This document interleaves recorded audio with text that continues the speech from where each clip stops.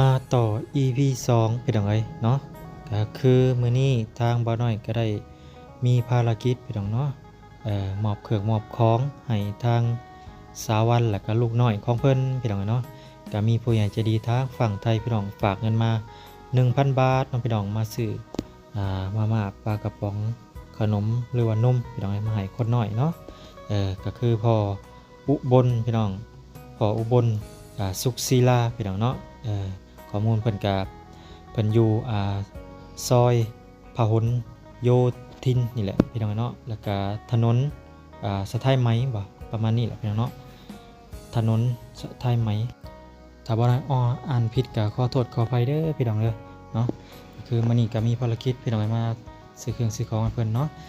จะได้ก็ขอบคุณกับคุณหลายๆเด้อทางพ่ออุบลเพิ่นพี่น้องที่ได้ยื้อชีวิตของอัน2แม่ลูกพี่น้องเนาะกำพร้าพ่อแล้วพี่น้องเพิ่นก็ได้บัดนี้เนาะบ่มีผู้หาอยู่หากินให้ก็ยากพี่น้องเนาะช่วงนี้ก็ได้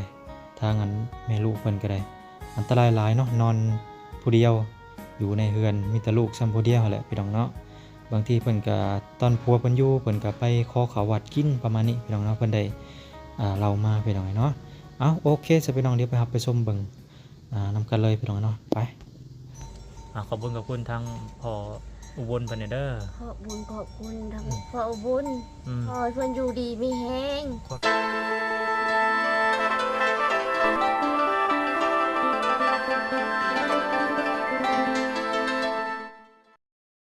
พี่น้องเนาะกลับมาต่ออีก EP 2พี่น้องสบายดีเด้อทางสวรรค์สบายดีโดยต่อสบายดีคนหน่อยสบายต่อพี่น้องเนาะมันน่าก็ชะหมอยซื่อๆแหละเงาบ่ปากบ่ติ้งเพิ่นก็เนาะคือสิคิดฮอดเลยโดยคิดฮอดก็มีวิทยุพังของใครได้น้องนี่วิชมอยอย่างนี้ตะกี้มีวิทยุเพิ่นไปแล้วเพิ่นอยากพังเพิ่นเอาไปนำโดยเพิ่นพังเพิ่นเอาไปนำเพิ่นมาให้เพิ่นมักวิทยุเนาะโดยคือว่าแล้วอยู่ให้อยู่น้ำอยู่บ้านมันเล่นมือถือมันเฮาบ่มีเงินเนาะโดยซื้อโทรศัพท์บ่มีเงินเฮาก็พังวิทยุไผซื้อวิทยุให้ทั้งทีมชุดใหญ่ใจดีอยู่แล้ว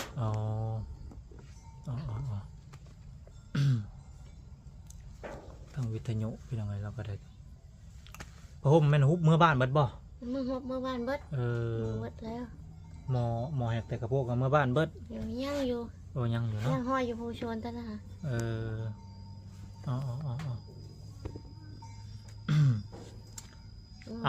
มื้อนี้ข่อยก็มานั่นเด้อมีผู้ใหญ่ใจดีทางผู้แหละทางฝั่งไทยเพิ่นซื้อข้าวต้มขนมมาม่าปลากระป๋องเนาะนมมาให้เจ้ากับลูกเด้อพอได้ยื้อชีวิตไปอีกไปวันๆพี่น้องเนาะบ่ฮู้ว่าบัดนี้เจ้าสิหาเงินแนวใดบัดนี้เนาะมันหาบ่ได้แล้วบัดนี้บ่ได้แล้วน้องเอ้ยไปแล้วก็มีค่าลูกก็บ่อยากเห็นหุ่งบันไดแน่เลยก็มาเบิ่งกันเลยมีหยังแน่พี่น้องเนาะนี่นั่งลูกไปลูกอันนี้ก็เป็นขนมเด้อนี่ขนมละกะมาจะมักรสใดรสใดก็ได้เนาะตัวโบเพชรเนาะนี่ก็คือสิโบเพชรแล้วแหละตัวรู้รุ่นยำพี่น้องเนาะแล้วก็มีปลากระป๋องแล้วก็นมเด้อกินเลยบาทนี่เรามองดูบาทนี่เป็นใด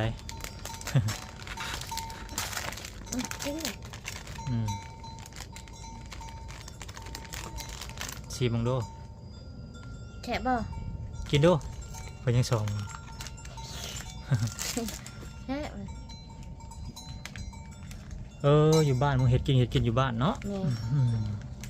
อันนี้ก็เป็นผู้ใหญ่ใจดีทางอันผู้และกรุงเทพพ่ออุบลเพิ่นฝากขอบบุญกับคุณทางพ่อเพิ่นเนี่ยเด้อขอบบุญเพิ่นไหนขอบคุณทั้งพ่ออุบลอยู่ทางฝั่งไทยเป็นบ่พอเลยบางเดียวจะเอาหายเด้อเรามาออกก็ได้บอกกระยาเนาะเวลาจังเอาเจ้างมเอาในหันแหละอยู่นี่แหละนี่อยู่ข้างๆนี่แหละพอละกินกันแซ่บบ่เป็นมือได้ดำหน้าแล้วบนระบบแถวนี่แล้วไปแล้ว ไม่ใกล้ที่ห่อข้าวเลย อืมแล้วก็แล้วเนาะ เลย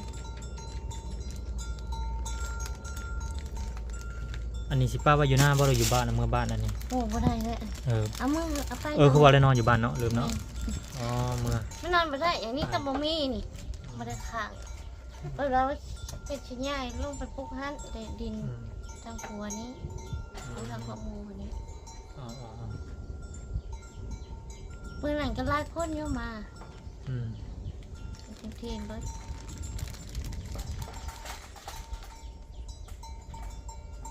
มาหลายคนจักสิเฮ็ดแนวใดบัดนี้เนาะบ่จักแนวเฮ็ดเลยอยู่กับลูกกับเต้าสองคนกล้าว่าสิให้เขาเฮียนอยู่บ่สมมุติว่าสิเขาได้อีกบ่ได้แล้วเนาะบ่มีเงินเนาะ บ่ได้แล้วมันมีเงินเพิ่นบ่เอาดอกในครัวมันมีแต่เครื่องชื่ออย่างให้เพิ่นบุ่มมิก อืม สินเชื่อเพิ่น อ๋ออ๋ออ๋อ เกิดขึ้นยัง อืม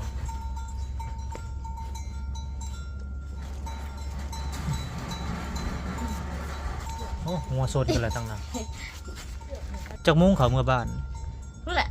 4 โมง 5 โมงแหละ 4-5 โมง แหละ ย่างเมื่อบ่ ย่างเมื่อชักย่างมา ย่างเมื่อทางใด ทั้งพี่ทั้งข้างวัดพี่ก็ได้ ลัดไปป่านี่บ่ได้บ่ ไล่ไปป่าแหละข้างวัด โอ้ ชานี่ก็มาทั้งหน้าทั้งป่า ให้ลูก แล้วก็ลูกน้อย ให้ลูกนำทางเนาะ อืม ให้ลูกเบิ่งทาง เลย อืมโอ้โอ้โอ้ ลูกเบิ่งทาง มาคุมื้อบ่ คือเมื่อ อืมบัดนี้ครบขังครบมื้อเลยมานอนพี่บ่บัดนี้บัดเฮ็ดบุญแล้ว ยังบ่ฮู้ ยังบ่ฮู้เนาะ เลย บ่ว่าสิได้นอนนี่หรือบ่เนาะ จักนอนเลยได้บ่ เพราะว่านอนผู้เดียวเนาะบ่กล้านอน นอน เนาะ ได้หาพี่เราบ่ย่านหาย่านคนอยู่ นั่นแหละอย่าว่านั่นแหละอย่าย่านตัวนั้นแหละ โดย ย่านคน แม่น เออ มีเฮือนี่ก็คักแล้วก็ประตูทางใน มันบ่มีแนวล็อกเนาะ แม่มีแล้วล็ โอ้ อก เฮือนบ่มีล็อกก็เลยแบบว่าเพิ่นอยู่บ่ได้พี่น้องเอ้ย แม่นแค่มีเพิ่นล็อกทางในทางได้อยู่ มันเป็นแบบกึกปึ่งเลยแบบซอดไปเลยบ่มีประตูบัดตอนนี้เป็นอย่างเนาะก็สิอยู่บ่ได้อยู่ผู้เดียวอยู่กับลูกอันตรายทะยานเลย อันต เนาะ รายแม่ ย่านคนคนมักอาการหาเงี้ยพี่น้อง เลย ทั้งสิมีหรือบ่มีก็คือ ตังเว้นนี่อยู่พอได้ตังเว้นก็คืน บ่ได้ อยู่บ่ได้ เลย แต่เก่า ตังเว้ ยั น ง นี่ ว่า แค่นี้ แต่เก่ายังว่าไอ้สิงอยู่เนาะ เลยเขา สิงก็บ่อยู่ มีคนเขามาเล่นงอเล่นงออยู่บ่ย่านเว้น อืม คืนที่จะมอย อืม ไผก็บ่มีหยังบ่มี อ่า พุ่นแหละแค่บ่ลุ4 ปี5 ปีพุ่นแหละ อืม ใหญ่พุ่นแหละ ลูกใหญ่ไป ผู้หญิ เนาะ งน้องดาวเรือง ชื่อก็งามอยู่ได้เนาะ โดย ชื่องาม อยู่ไปวัน สิได้เด้บ่ได้เข้าโรงเรียนอยากให้เข้าโรงเรียนแล้วแต่ว่าสิเป็นไปได้หรือบ่ จัง ถ้าญาติพี่น้องเพิ่นเพิ่นมีก็อาจสินั่นอยู่ย่านแต่ญาติพี่น้องทางผัวบ่มีเนาะ แม่ ยังบ่ได้เข้าแล้วจ้อย เลย ก็มีว่าใครแน่เพิ่นก็เกิดมาเพิ่นก็ครบทุกสิ่งทุกอย่างอยู่เด้เพิ่นก็บ่ได้เป็นหยังเนาะ เลย อ่า เป็น พิ่ หยังปกติแล้วลูกเราบ่เป็นหยัง ปกติเลยลูกเราก็งามพี่น้องไอ้ลูกเรา ส่งบ่มีเนาะโอ้เด็ดผ่าห่อเอานี่เอาไป ป้าห่อนอนแล้วเบ้อที่มันก็บ่นอน อืม วันนี้ที่เฮ็ดอีพ่อนอนอยู่นี่ว่าพ่อหั่นนี่แม่อีพ่อนอนอยู่ ลูกเจ้าช่วงนี้บ่ได้ไข้บ่ได้เจ็บบ่ได้หนาวบ่ ช่วงนี้มันบ่ได้ชูเป็นได้ยังเนาะ ไข้แน่ บ่ได้เป็นหยังน่ะชวน ไข้อยู่เขาเป็นสิยะอีกแล้วนี่เนาะ แม่ยากเลย บ่มีเงินบ่มีคำเนาะ เลย เออ เงินเราไปโทรก็ยังบ่มีตอนนี้ฮะจะ เงิ เฮ็ น ดอะไรอยู่ทุบ ติดโตบ่มีจักกีบเลยตอนนี้ บ่ เนาะ มีตอนนี้ อืม ตอนพูดยังคะแนน แม่ เขา น มา ๆ หับไปนวดนะ หับไปนวดเนาะ โดย ได้มื้อเท่าไรเพิ่นให้ เธอก็ได้10 เช้าไปนี่แหละ 10,000 แม่น บ่ได้ซื้อเกลือปลาแดกปลานัวเนาะ โดยพอได้ชื่อเกลือเป็นเด็กนัว อ่า ชื่อกองข้าวมากินก็ได้ กูมื้อนี้กินข้าวน้ำไผซะกูมื้อนี้ กินข้าวทั้งนี่แหละว่ามากินนี่แล้ว ทางทีมงานมาให้บ่ ทีมงานไม่ได้อันท่านได้แกะ ตอนนี้กินข้าวน้ำไผซะ นำที่ว่าชิดน้อง น้ำไม้น้อง นี่แหละ น้ำไม้น้องไอ้สิงเนาะเพิ่นมา เอ ยื อ นกินหลายกับ เก่งใจเพิ่นว่าซั่นซะ จ เนาะ ริงใจเพิ่น เฮาแบบว่าไปกินน้ำเพิ่นหลายก็เฮาเก่งใจเพิ่นคือกันพี่น้องเนาะ จริง สิ ใจ ว่าจังได๋บ่มีผู้หาให้กิน เฮาเฮ็ดบ่ได้ไปเป็นก็ช่างคือกันได้โถ เออไปใส่ก็บ่ได้เนาะ แม่ ลูกใหญ่ยังว่าลูกให้หา ลูก กิน ใหญ่ก็ได้ลูกหาไปหาลูกก็ได้ มีแต่บอกญาติพี่น้องเพิ่นอดเอาเด้อเนาะ โดย ให้ ลู ลู ก ก ถูกใจ ลูกเพิ่นตัวและบ่มีพี่น้องเอ้ยทั้งญาติเพิ่นก็ญาติพี่น้องเพิ่นก็ยืนอยู่บ่เล็กๆละน้อย โดยเท่าเลยน้อย เพิ่นก็บ่มียืนหลายก็บ่ได้ โดย เพิ่นก็ครอบครัวเพิ่นว่าซั่นซะเนาะ ใจกับครัวเพิ่น เฮาก็เกรงใจเฮาไปกินน้ำ เกร เพิ่น ง หลา ใจ ย เพิ่นคือกันอย่ามัน อืม กินอยู่ไปสิอดสิอยู่ไปสิแล้วน้องเอ้ยได้ซะ แม่นแล้วสู่ เพิ่น ไป ตั นี่ ว แหละ มีเพิ่นอยู่ใครเพิ่นล็อกประตูได้ข้างในนอนหน้าสบายอยู่ดอก เฮือนล็อกประตูนี่ได้ใครอยู่ แม่ จะได้นอนง่าย นอนบ่ได้อีกอย่างว่ามีแต่ลูกกับแม่เนาะ แม่น พ่อบัดบ่อยู่แล้วมันก็นอนบ่ได้แล้วบัดนี้ แม่น เออ กี้ก็อยู่น้ำพอให้ อืมแม่นแล้วไก่เจ้าบ่น่ะบ่แม่ ข้าน ไก่มาทางลง โอ้ไก่เพิ่นมาแต่เที่ยงเพิ่นพุ่นเนาะ จะเที่ยง ไก่เจ้าบ่มีจักโตวเลยเนาะ บ่มี อืม ไก่บ่มีจักโตวเลย เงินในโตบ่มีจักกีบเนาะตอนนี้ บ่ เนาะ มีตัวนี้ อืมบ่มีจักกีบเลยพี่น้อยเนาะ ตะกี้ก็เคยได้ป้ามีขยุกมาพังนี่บ่ได้เอาไปเพิ่นก็อยากพังนั่นน่ะ อืม เบิ่นแล้วลูกเบิ่นแล้วอินบ่ อยู่แล้วกันสองแม่ลูกบ้าน แม่ นุ่งผ้าขาวบ้านแทนส่งส่งเพิ่นตากอยู่ใช่ ถ้าบ่ตาสิใครตาอยู่บ่ตาอยู่บ่มันน่ะ โอ้เพิ่นตากเองเพิ่น ตาเอง โอ้ หัวหามันหัวช่วงนี้มันบ่เจ็บบ่เป็น ขายอยู่ นะ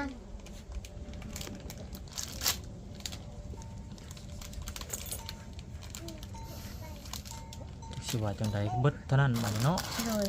บ่มีหลักแหล่งบ่มีเสาหลักเสาแหล่งครับ ตอนนี้จะทำใจได้แล้วบ่ผัวจะไปนะทำ มัน ใจ ยัง แล้ว บ่ได้อะไรเมีย เออ ยังใหม่อยู่ยังบ่ได้อยู่แล้ว ทำบ่ได้เนาะยังคิดฮอดผัวอยู่ มันทำบ่ได้มีก็ฮอดอยู่ใจเนาะ แม่นแหละ ไปใช้ก็ไปนำกันนี่ค่ะ แม่นไปใช้ไปนำ จู กัน งกันไป จูงกันไป โดย เออ สมมุติไปดอกชอกดอกชามนี่ก็จูงกันจูงไป ป้าไปรักษาไกลได้ไกลได้ไปรักษา ย่างก็ได้เลยเรื่อง จะไปยังรักษา เขาเห็นรถก็ห้องขึ้น เออ ตอนพ่อย่างเราได้ไปนำกันบ่ชามนี่ เออจะไปยังรักษา ไปหาเนี่ยพ่อ โอ้ไปหาย่าพ่อ หาเนี่ยย่าหาข้าวบาทนะเพิ่น โอ้ไปหาข้าวบาดกินน้ำเนาะ แม่น คือว่าแหละบ่มีข้าวบ่มีน้ำกินพี่น้องเพิ่นก็ไป ตะกี้ ไป เมื่อไปแล้วก็เข้าบ้านชิบไล่นี่ข้าวบาท อื ก็ มข้าวบาดไปว่าซั่นไปหาวัดว่าซั่นซะเนาะ หาวัด ไปหาย่าพ่อเนี่ย แม่น อาศัยกินน้ำเพิ่นเนาะ ต้องกินน้ำเพิ่น เฮา ที่ หา แหละ บ่ได้ กินแล้วก็เกรงใจเพิ่น อืม เขาหาบ่ได้ไปบ่เป็นจ้ะ บางคนก็ว่าอันบางคนก็ว่าพวกเมียตาบ่อะไรหยังเอาลูกเป็นหยังคือเอาลูกเอาลูกเพื่อนมองเห็นหุ่งให้เนาะ แม่น เทื่อเพิ่นหาเงินหาค้ำให้ก็มี เลย อาศัยนำลูกก็มีได้เนาะ เออ ทางดีก็ดังดีอย่างหนึง เลย มีลูกก็ได้ดีบางที่ว่าเพิ่นใหญ่เพิ่นสิหาสู่กินนั่นแหละ เลย ว่าซั่นซะ อันนี้คือทางออกทางที่ดี แม่น เพราะว่าเพิ่นไปใส่บ่ได้ตาก็บ่เห็นหุ่งก็เลยไปหารับจ้างก็บ่ได้เนาะ แม่น อย่าไปเฮ็ดนั่นเฮ็ดนี่อย่ามันพลาดของเพิ่นแล้วทำบ่เห็นหุ่งเนาะไปเฮ็ดอันนั้นเฮ็ดนี่ให้เพิ่น พระนี่เพิ่นแฮงแล้ว แห้งแล้วเลยเนี่ย บ่ เพิ่น มี แห้ เงิ ง นจ่ายให้เขาอีก เฮ็ดหยังบ่ถือ แม่น มีแต่เฮ็ดสำเฮาเฮ็ดได้ว่าซั่นซะเนาะ โดยให้จำให้ได้ เฮ็ดสำเร็จได้หั่นแหละอาศัยก็กินกันกินน้ำวัดเนาะตะกี้เนาะอืม นี่กินน้ำวัดก็บ่ได้ไปแล้วบ่มีผู้พาไปเลย บ่มีผู้พาไปเลยเนาะ เลย พี่น้องเอ้ย นี่ได้ย่างไปแล้ววันนี้บ่ได้อีก ประมาณนั้นพี่น้องเนาะ เลย เจ้ายังอยากได้วิทยุบ่ นี่ เจ้า ได้ นี่ วิทยุ วิทยุจะมาพังเหรอมาพังข่าวเนาะ อย่ามาฟังข่าวว่าฟังเพลงนี่ก็ได้ พังเพลงพัง แต่ ข่าว ว่าลายใหญ่ก็ได้นั่น ข่าว น่ะ ผลเนาะข่าวผลวิทยุมันก็เฮาแบบเฮาไปใส่บ่ได้เนาะเฮาบ่เห็นหุ่งแบบอาศัยพัง ใจนี่มันยัง เออ ขึ้นเหาะอยู่สิ ขึ้นเหาะ ไปให้ไปคืน เออ ตอนย่างก็ให้ เออ นี่ค่ะ ตอนเพิ่นไปน่ะเจ้าก็ให้น้ำเพิ่น ให้ เนาะ น้ำเพิ่น ลูกได้ซะ คื ให้ อกัน ลูกก็ให้ แม่น อ๋อ มือว่าชินดับแล้วก็ให้เงี้ยไม่ได้ก็บ่ให้ เออ อันนี้พ่อน่ะแม่นอนอยู่หั่นน่ะเงี้ยได้ก็บ่อยู่ อืม เห็นดิเด็กน้อยเนาะเห็นได้ อ๋อเห็นเนาะมัน เลย เพิ่นเห็นพ่อเพิ่น เห็นเพิ่นอุ้มนั่นอุ้มดิ อืม ไปใช้ก็อุ้มไปกระจูงกัน อ๋อ ไอ้กี้พากันยากไปหาเขาไอ้กี้เดี๋ยวนี้ เอ้าข่อยก็สิเอาเงินให้เจ้าพอได้ซื้ออยู่ซื้อกินเด้อเงินก็เป็นทางผู้ใหญ่ใจบุญคือเก่าคือเดิมนั่นแหละทานพ่อพ่ออุบลเพิ่นอยู่ทางฝั่งไทยคือเก่าคือเดิมเด้อ เลย เพิ่นฝากเงินมา 1,000 บาทเด้อ เลย ซื้อเครื่องซื้อของอันนี้ก็เหลือซื้อเครื่องซื้อของอยู่อ่ะเออ เลย ขอบคุณเพิ่นแน่ ขอบคุณขอบคุณขอบุญ อืม ขอให้เพื่อนอยู่ดีมีแห้งความเจ็บจะได้ความไข้จะให้มี สาธุ สาธุ เอานี่มันก็เงินเด้อ เลย ฮู้บ่มีใบหยังแหน่นะฮะนะ โอ้ยไปจื้อแล้วก็เงินนี่ อ้าวบ่ชื่อส มี มมุติ เธอจะดีเบิ่งให้นะจะหู มีบัตรเจ้าไปซื้อเครื่องซื้อของได้เฮ็ดได้ซะ คือเขาเบิ่งให้ เขาเบิ่งให้บ่เขาบ่ตัวเจ้าบ่เขา แค่ บ่เค ส ย มมุติห้าเอาไปชื่อว่าเขาเอาไปพันไป5,000 เออ เขาตัวเฮา เด้อขอสิบอกเจ้าเบิ่งเด้อมันจะมีใบ100 บาทใบ50ใบ50,000 2ใบใบ10 3ใบใบ20อยู่ในนี้เด้อ โดย ผู้ดีก็แสนเบิ่งผู้ดี200,000ปลายอยู่ในนี้เด้อ โดย ผู้ดีเก็บไว้ โดย ต่อไปซื้อในห้างก็อันนั้นเพิ่นก็จะบอกเนาะ เขาจะบอก อั อันนี้ไปเจ้าไปร้อยเด้ออันนี้ไปเจ้าไปเช้าเด้ออันนี้เด้อของเจ้าไปเช้าไปชิปเด้อว่า ไปหาชิป สั่นละ โดย อันนี้ก็เงินเหลือจะซื้อจากของนี่แหละ เออ ทางพระอุบลเพิ่น นี่แหละจะได้อวยพรยังผู้บุญนั่นแหละจะได้ อืม จะได้ยังได้วิขยุน้อย จะได้วิทยุเลย วิทยุก็บ่แพงดอกประมาณเบิ่ง4-500นี่แหละไปประมาณนี้แหละ เลยเพราะมันบ่ได้เพราะมันบ่ได้เพราะมันบ่ได้เงาใช่ พอบ่ได้เหงาเนาะ เลย เออ มันบ่มีแล้วมันเงา แม่นแล้วบ่มี เลย วิทยุเหงา เลยเงาเลย ที่ฮอดผัวก็บ่มีจักบ่เว้าน้ำไผ เพราะว่าไพ่ไอ้หนอกไอ้ แม่น มันไปแล้วมาว่าไพ่เด้อ เข้าใจเนาะ เลย อืม เฮ้ยนี่ฮักก็กินข้าวช่องชามมื้อนี่แหละ อืม มันกินหอดได้จ้ะ อืม เมื่อกี้ยังอยู่นํกัน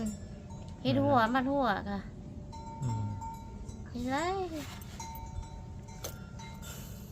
จะว่าจังได แม่น มีแต่ เพื่อนอยู่กันยังบ่มีไปสิเลย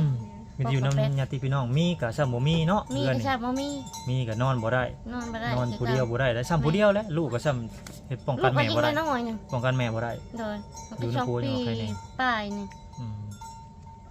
ถ้ามันหูทางอยู่หรอก หูทางอยู่บ่ อยู่พี่ได้ทางมันได้แม่แน่นอนป้าได้หนว่ะ อืม